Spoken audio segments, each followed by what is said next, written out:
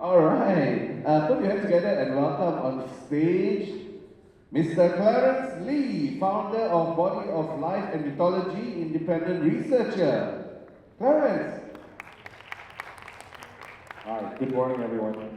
I see on the screen here we have 25 minutes. And as usual, right, all these topics, we always have a lot to unpack. So I think I'll try to skip some of the personal things and dive straight in more into areas which can deliver at least a bit of clinical value, right? Because I think most of us are here for that. Okay, let me see if I can, my clicker is going to work. The slides open up. Oops. But anyway, right, maybe I can see it's not a huge group. Can we have a show of hands, right? Any of you guys are looking at practicing or incorporating longevity medicine? Because it's been like somewhat a buzzword these days. Okay, I see a few hands. Yeah. Okay, looks good. Are we able to kickstart the slideshow?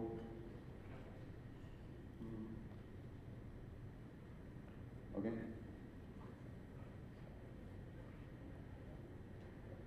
Are we good? Right, thanks. Okay, never mind, maybe we'll just do it like that. You know that little button below to kickstart the slideshow? Alright, thanks. Yeah, so my topic today, right, is about cutting edge curation. Because as a clinician and as a practitioner, right, if you're looking to incorporate longevity medicine or anti-aging medicine, wellness medicine, whatever name you call it, you do need to spend some time. Like academics use the word erudition. Erudition meaning you really have to like spend a lot of time and resources to go out there into the market space, to look at what's available and to see what fits into your scheme, your practice, right? And of course, what we do as fundamentally as a company, right, is we are a supplier. But our focus is primarily on research and education. Because firstly, my own background, right, in 2006 started from complex illnesses. And when you are like, beat down by a whole boatload of complex illnesses, right, it's something that conventional medicine cannot answer. You're just being forced to like search for like across multiple rabbit holes. Yeah, so I don't want to go into too much details because the time is not a lot. But anyone, right, who's coming into longevity medicine and anti-aging medicine, right, you must know, and of course many of you probably know about the hallmarks of aging. But there's also a problem because when you go to these preclinical scientific conferences, they talk about the hallmarks, they talk about animal models, clinical models, but more and more again, right, people are saying that the hallmarks should not be the end all, the be all and end all. Supplement companies are coming up these days, NMN and all that, they're saying that, oh, we treat all the hallmarks. But of course, the hallmarks are ever evolving, right? And it doesn't represent the entire system, like our whole biological system and how we feel. But it's a very, very good framework, right, to look at how and why we age. These are the mechanisms. And when the hallmarks of aging first came out, in the preclinical research, it was only 8 hallmarks. So back then, everyone would just focus on that 8. But I guess any of you who have been practicing functional medicine, see some familiar faces in the crowd. You guys know about gut health, about leaky gut, dysbiosis, inflammation from the gut. And we are seeing why is there no gut health in hallmarks. And of course, many years later, they updated the hallmarks to add like dysbiosis. Dysbiosis from the gut drives aging. So that completes 12 today. And recently, right, they're saying that there's going to be 2 more hallmarks of aging added. And one of them is really interesting. It's psychosocial isolation. So, a sense of community, right, a sense of belonging and being able to make time for social life, that seems to be really important, especially when you study cultures like the blue zones and why these people live a long life, right? So that is a big one. The other one, right, is connective tissue. And this is very close to me because I have some form of hypermobile Ehlers-Danlos syndrome, if you've heard of it. And these kinds of spectrums of disorders, right, drives many weird kinds of chronic diseases. And that's why now collagen precursors, right, are starting to become pretty well researched for longevity as well. So those will be the 2 new hallmarks. Yeah. So that's the whole idea. And of course, if any of you guys have heard of one of the big things in longevity medicine, the first experiment that was done on heterochronic parabiosis. What's that all about? They basically took 2 mice and merged the circulation with each other. So they're joining the vascular system. Yeah, I see some of you guys nodding. So one was an old mice and the other was a young mice. And after the experiment, I can't quite recall, it was a few weeks later, the mice, of course they killed the mice. And they studied the organs of both mice. So in that experiment, right, they found that the organs of the older mice had looked much younger, and then the organs of the younger mice looked much older. That's when, the whole field of longevity medicine, they went crazy. What's causing all these changes? Of course, people want to solve that riddle. How do we become younger? So we started looking at this idea known as the network view of aging. And in fact, right recently, I think it was one of the US functional medicine groups. They were just interviewing Dr. Theo Bredesen, this big name in Alzheimer's research. He just said the exact same thing a few days ago. All these chronic disease, neurodegenerative disease, right, is a network insufficiency. Yeah, so we are really a network of interconnected mechanisms and biological realities that is in a regulatory network. So that really is my viewpoint of aging. And expert curation is, as a clinician, you are always going to be looking for products and treatments and therapeutics for your patients, right? So it really is a full-time job. Why do I say that? Because it is really, right, the medical field is really comprised of three main sectors. One is the preclinical and scientific, like I was mentioning. The other one is the clinical side. So you guys are clinicians. If you go to a medical conference, you see Dr. Sanjay was sharing some really good case histories on how to use hormones. So this is where you get case histories, protocols, treatment regimes. But what's missing also, right, is the trade industry side. I just came from Vital Foods in Bangkok. It's one of those mainstream events, but you see lots of suppliers, raw material suppliers, nutraceutical suppliers, tech providers, even AI software providers. But that's the industry side. So there are really three very closely interconnected sectors, right, that do not really engage in crosstalks. If you've ever attended a scientific conference, next year in Singapore, right, you guys are welcome to attend that. There's one happening at NUS on longevity. You see all the biggest names in the field from around the world that go there. And all they talk about preclinical, data, but still not enough data. So it doesn't translate to the clinician and to the patient. So what we think, right, is clinicians don't really care, patients don't really care. We want to know what works fast. These are just some evidence, right, that since as early as 2014, we've been looking down the NAD pathway. We know that NAD is going to be exciting, and we've been trying to source NAD supplements, NAD IV as well, that's 2017. I don't want to go into too much details. We were looking at ingredients like ergothioneine, astragaloside. Now it's all popping up. And French oak bark before urolithin came about. So how do we know about such things before the market has the product? It's always because it's preclinical research. So if you plug yourself in more deeply to that side of things, right, you see all the data, right, way before the trade industry picks it up and starts producing raw materials, finished products, and technologies to enhance these kinds of research compounds. And then finally, the clinician will pick up that product and start dispensing. So there's always this translational gap, right? And what we try to do is try to bridge that gap, to bring to market exciting, novel interventions, of course backed by evidence. Yeah. So popular interventions for anti-aging. This is just a quick one. Nutraceuticals. A lot of people know about NAD boosters. They know about omega-3, resveratrol, vitamin D, magnesium, all the fundamentals that are still always going to be important. And pharmaceuticals, these days there are drugs that has good data. Metformin actually has great data for people with metabolic dysfunction. Without metabolic dysfunction, it's very mixed. So we still don't totally like it a lot as one size fits all longevity tool. Rapamycin, SGLT2. So all these are very metabolic. SGLT2 prevents sugar absorption through the kidneys. Acarbose is through the intestines, but it's really preventing sugar absorption. Regenerative medicine, we have all these great stem cell treatments, exosomes. Yeah. And what we are looking at, of course, we don't supply drugs and all that, but just to give you an idea, these days there are newer pharmaceuticals that are being repurposed for longevity, like angiotensin receptor blockers. One in particular is called telmisartan. It has dual pathways, so it's not just blocking angiotensin receptors, It's also upregulating, I think it's PPAR gamma, one of those pathways which is great for mitochondria. So people on that drug, right, they do improve, and then they're measuring increase in levels like Cloto, which is a big longevity protein right now. GLP-1 receptors, Ozempic and Mounjaro, right? You know, these days there are people who are attacking GLP-1 peptides. I was one of the first, we dealt with the generic peptides. I was one of the first that didn't like it and didn't touch it. But after looking at the literature, right, we find that microdosing GLP-1 peptides, right, is kind of the way to go for longevity. Yeah, you get all these multi-organ benefits without the reactions, without the side effects, and you just get much healthier that way. Because, right, metabolic dysfunction can not just happen on a systemic level, but at an organ and compartmentalized level. Like Alzheimer's is now classified also as type 3 diabetes. Because one of the driving etiologies is that on the brain level, we don't have, we have insulin resistance on the brain level.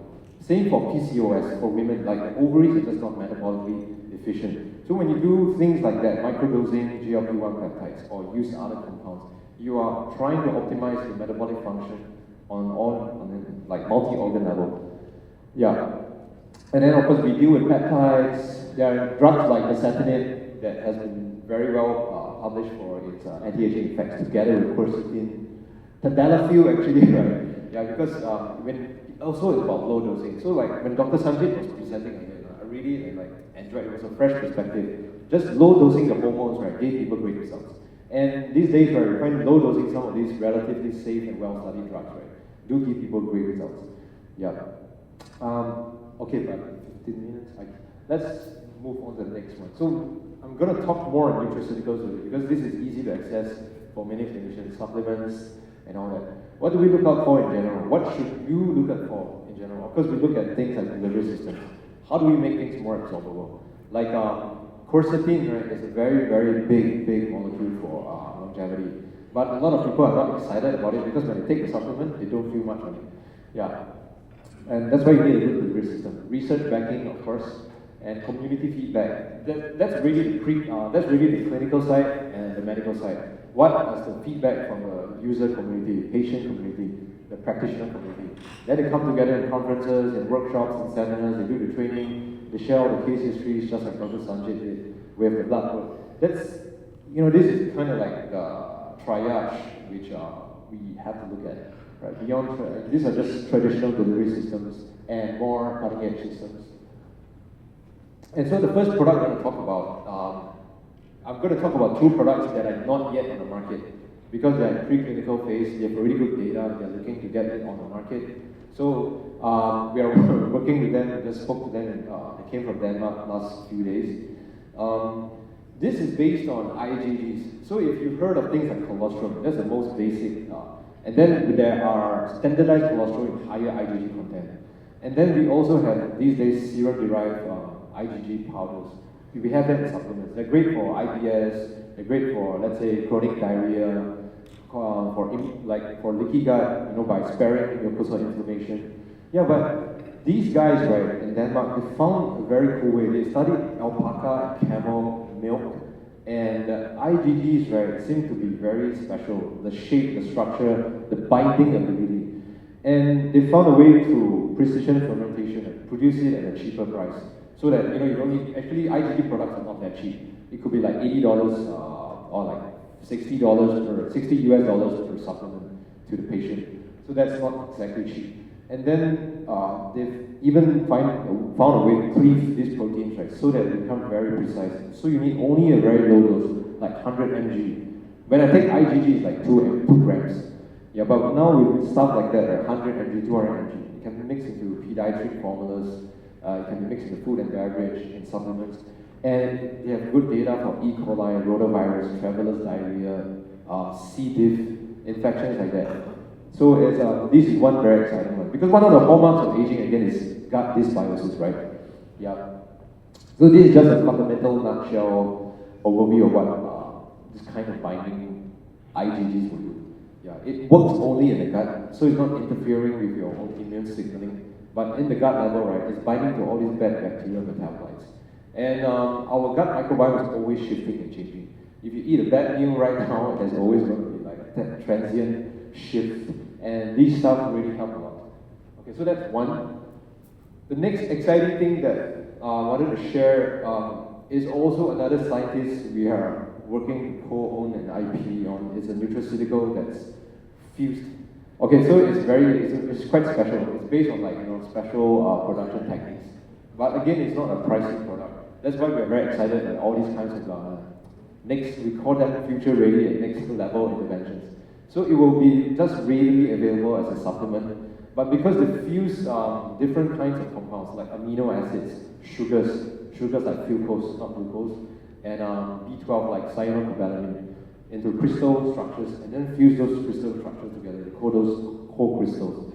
They are able, to deliver a certain level of information to the brain. That's this idea of brain entropy. This is not entropy as we understand in thermodynamics. They call this information theory or complexity theory. So now these kinds of neuroscientists, they found that when we have a reduction in brain entropy, we have an increase in brain aging. And actually, brain aging, is a big thing. Of course, we all talk about the gut everything axis, the gut-brain axis, gut lung, gut liver. But now there's this other feedback and feed-forward directionality. It's the brain and everything axis. The brain, the moment you get stressed with butterflies in the stomach, when you get stressed too long, all your bacterial composition gets shifted, and then the way they metabolize substances also gets affected. So the brain can affect everything. Through the vagus nerve, through our autonomic nervous system, it affects all organs as well. So this is one thing that we're really excited about. Again, because it's not going to be an expensive nutraceutical product, but the preliminary findings, are very exciting. The implications are for Alzheimer's, Parkinson's, autism, dementia. But for just general people like us, who want better function in the brain, more brain power, better memory, better stress resilience, that's also a lot to do with brain entropy. Yeah, I mean, now the short form we use is NSACC. I can't even remember I think it stands for non-periodic co-crystal something, not periodic, something, self-assembling co-crystals. Yeah, so we have more research if you guys want to share with you, even though it's not on the market yet. Yeah, but it's really simple. It's still going to be sold as a supplement because the compounds are just natural nutraceuticals. It's just that they're fused in a very special way. Yeah, so they do not exist as a standalone nutraceutical. They're just fused into crystals. Yeah, of course the scientists talk about this quantum stuff, but it really is a nutraceutical. Like this thing about high resonance clouds that comes from pyroxene. I don't want to go into the detail because I am not an expert myself trying to understand it, but we're just trying to open up people's mindset, that it's time to start looking at future ready stuff for the clinic. The modern supplement is still very important, but these days there are more and more exciting stuff because of things like AI, right? Yeah, and the preliminary studies, they were using these kinds of methods to access the product already. They already have some preliminary data, and it seems very good. So the people who are pretty old can start remembering stuff after a year on this oral supplement. No, sorry, not a year, a month. Yeah, it works pretty fast. Yep. And okay, so that covers the gut one, the binding proteins, and covers the brain one, which is very exciting. That's more like the future. Because this talk is about reimagining longevity, right? And now we're going to talk about some things that we ourselves deal with and also the concepts. So I guess when we talk about hallmarks of aging, something that's very close to me, because of my own struggles with complex illnesses, is mitochondria. Because mitochondrial stacks always work for me. It always helps me, always pulls me out from the bed when I need help desperately. And when we stumbled upon some research, it was very interesting. This one on the top left is on E. coli mitochondria. But mitochondria is mitochondria. It has a very similar function as human mitochondria. They find that there can be a 5,000-fold difference in ATP output, which means, that we as humans, potentially, the difference between you and me, can be an ATP output. Why can some of us wake up at 5 a.m., go for exercise, go straight into the workplace, hold meetings, be super productive, still socialize, and then we get good sleep? While some of us, the moment we wake up to the end of the day, we just feel so cranky all day, and then we just feel so tired. We just want to meet people, we don't want to do anything. That part of that picture, could lie also in the mitochondria. And you can see that could be a difference of 5,000-fold output in ATP. right? And even regenerative therapy, right? These days we show that even in platelets, let's say even in PRP, but in other form of platelet therapies, they transfer mitochondria. In, let's say, mesenchymal stem cells, which is a popular treatment method in regenerative medicine, they also demonstrate the mechanism of mitochondrial transfer. And that's why, there is like a lot of well-studied benefits, but it may not just necessarily be cell-based, it could be organelle-based, and mitochondria is a big deal, right? Yeah. Okay, so I wanted to talk a bit about energy. I've got 8 minutes, I think. Yeah. So, because when we first started looking for energy, we were very excited by the research. But right now, when all of us have been doing energy for a long time, right, we realize there are some long-term implications and potential problems. Yeah. So it's not just about boosting energy. It's not just about raising energy levels. In the long run, right, you need to look at the salvage pathway, the other metabolites, and what are the implications for our health. Okay, so, sorry, the pathways are actually in the next page, but I don't want to make it too lengthy and boring. But just in a nutshell, right, there's an enzyme that sucks energy. Basically, energy is used by situents, by parts for DNA repair, for longevity, but there's a particular molecule, right, CD38, that's expressed on inflammatory cells, on senescent cells, that sucks up the most energy. So even if you're boosting energy, but your CD38 is high, right, it will still be sucked up very quickly. So how do we inhibit that, right? Actually, a very good substance is quercetin. We like quercetin because it does many things. It does 1, it does 4, it also helps 5, and in the pandemic, right, we're using quercetin as a zinc ionophore for immune function. It's also good for NRF2, antioxidant pathway. So it's a powerhouse. But why people don't notice quercetin enough is still because it doesn't get well absorbed. Yeah. Then number 2 is there's this enzyme that when energy gets used up, it becomes nicotinamide. But nicotinamide, right, needs to be salvaged in the salvage pathway. Otherwise, it will block the same situents and carbs you want to push up energy. And there's this enzyme, right, that removes nicotinamide, the substrate from the pathway. So with that, right, you get a dip in energy for salvaging. The other thing is that it actually depletes your methylation. So your homocysteine goes up, your risk factors for other disease goes up. And so we actually need to address that. And one of the favorite things we have, right, is called 5-amino-1-MQ. It's just an oral capsule. It's 5-amino-1-MQ, right, helps muscle satellite cells, those are muscle stem cells, proliferation, differentiation, function, performance, and it helps with increasing intracellular energy, it helps with fat burning, and so this enzyme, right, if you just Google and use any AI or Google itself and search the literature, right, NNMT overexpression is linked to cancer, is linked to cardiovascular metabolic disease, CKD. And number 3, right, is a result of NNMT overexpression. When you have too much NNMT, right, you produce these metabolites and they're correlated to things like chronic kidney disease. Yeah. Alright, so that is an overview of why we think it's important to look at these concepts. Yeah, there are other, because of time, right, I don't think I can cover too much, but future exciting things, right, is that NAD is great for situents, mitochondria, pubs, but there's an alternative sister pathway, because NAD is really a B3 niacin derived molecule, right? There's, you heard of B2 riboflavin, right, F. So there's this alternative sister pathway known as FADH, like NAD, NADH. It's great for better for situents potentially, better for redox and antioxidant potentially, and even for ATP. So this is probably in the next few years, hopefully there are more things popping up in this area. And mitochondrial couplers, this is great, it helps very quickly balance the number 5. The NAD and NADH ratio is very important. It's not just about boosting NAD. If your ratio is off, you will have problems as well in the long run. Yeah. So this is the pathway. Unfortunately, we don't have time. It's 4 minutes, right?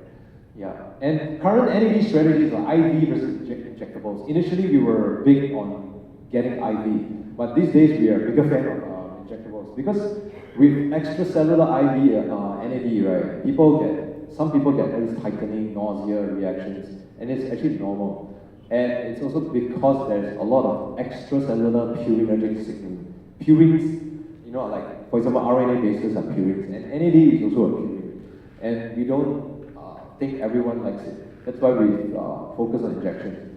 Then there are oral precursors, but oral NMN and oral NL, right, has been shown in research, right, to be metabolized in first pass into nicotinamide.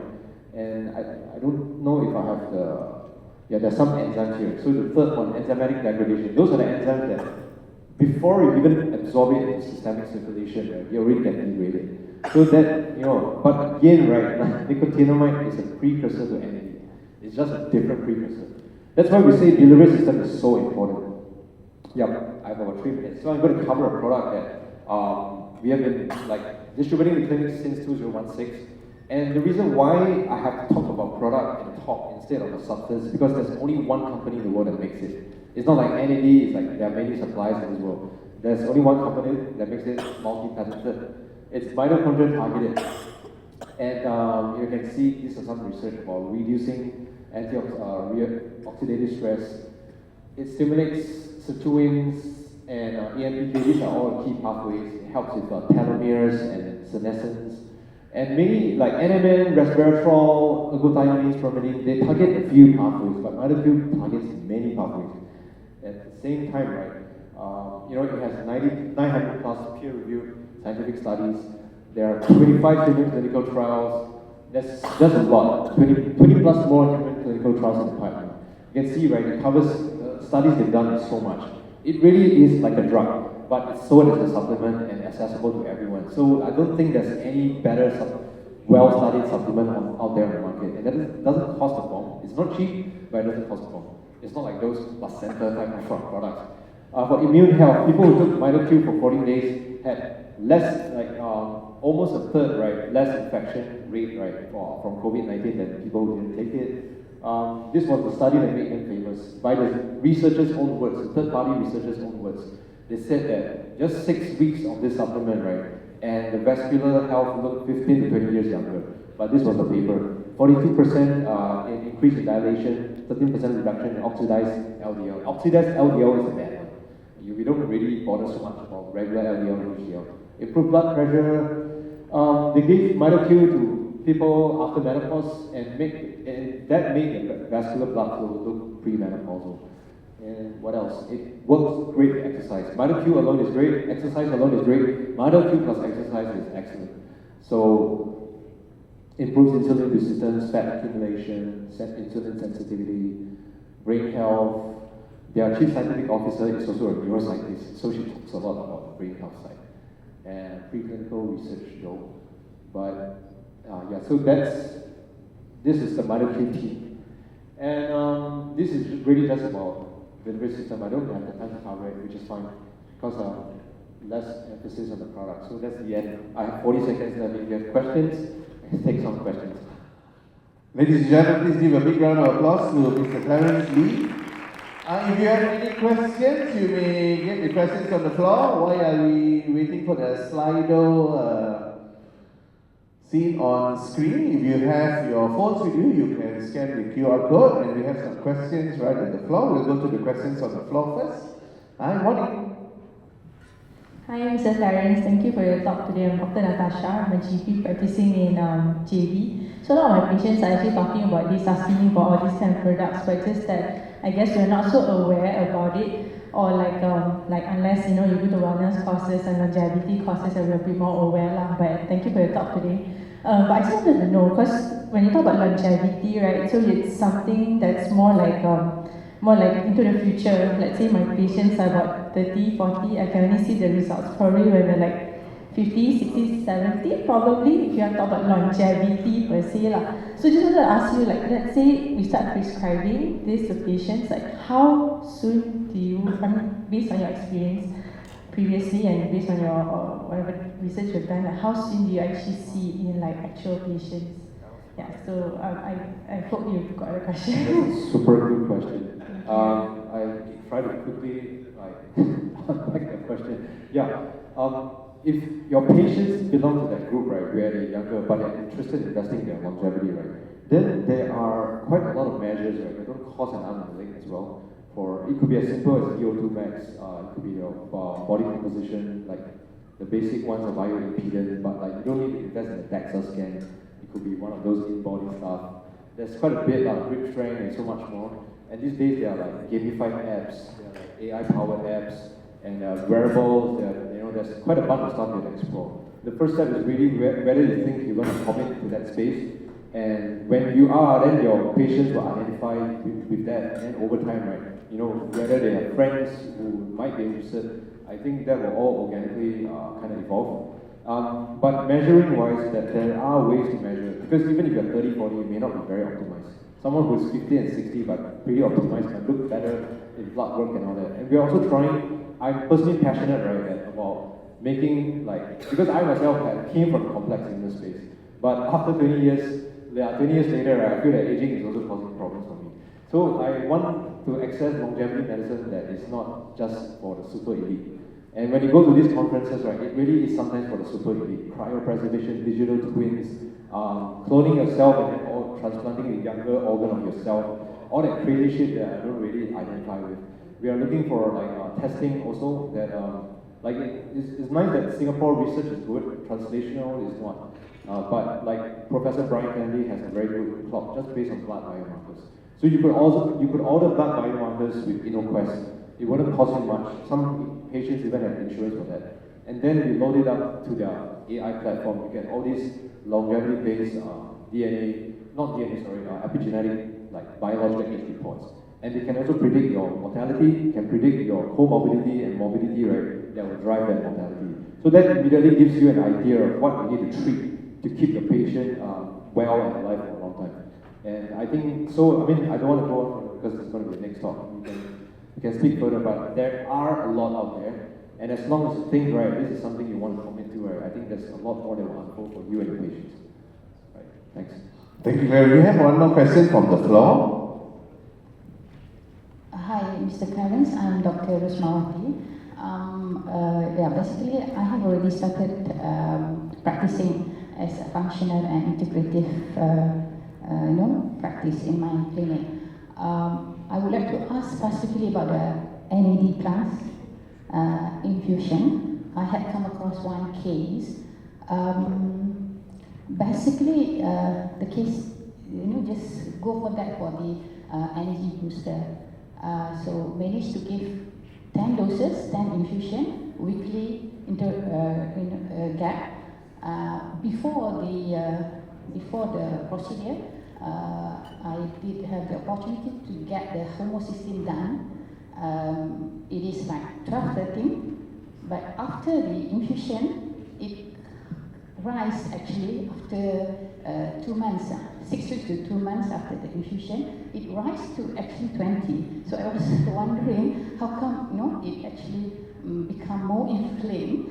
I can't actually explain to patient, but I don't have the opportunity to repeat the test yet. Yeah, can you explain on that? That's another very good one. So inflammation is very complex. Immunology is very complex. There are so many different cytokines and pathways for inflammation. So some may go up, some may go down. We don't know what's the entire inflammation picture looking like. But to the point about the homocysteine, right? Because if a patient has NNMT overexpression in that enzyme, so a lot of the NAD initially your patient will definitely feel good. They will have benefits in certain areas for sure, without a doubt. So you didn't do any disservice to your patient. But the long-term side of it, right, is that when a lot of the NAD that is used up is instead shuttled out of the pathway, that drains your methylation. Because NNMT, right, is a methylation-dependent process. And when you drain your methylation, of course, you are affecting your SAM levels, SME levels, which is important for DNA replication. It's important for a lot of things, the folate cycle, the methionine cycle. And on top of that, you deplete your methylation, right? Obviously, the homocysteine will go up. So that's a clear-cut sign that this patient, right, needs NNMT blocking or at least not excessive NAD boosting. There could be other mitochondrial stacks that they can consider. Methylene blue, mitochondrial, so many other things. So rather than having just one molecule, you could space out the drip, reduce the dose, and give them a supplement in between. I think that would serve them better. Just an idea. Thank you. I think we have some questions here on screen. We'll just do one more question from screen. I'll give you time. You can pick one of the questions here and then we can move on to our next session. Why NAD is preferred? People feel better right away. IV NAD equals sleep and tiredness because it's very energetic.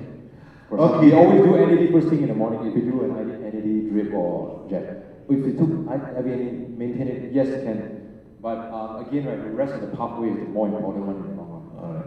Once again, ladies and gentlemen, thank you so much, Dr. Clarence. Now, not too early, for those of you who have more questions and so on, Clarence will be walking around here, be at the convention area where the booths are and also on hall 2. So if you have any questions, you can follow up on that.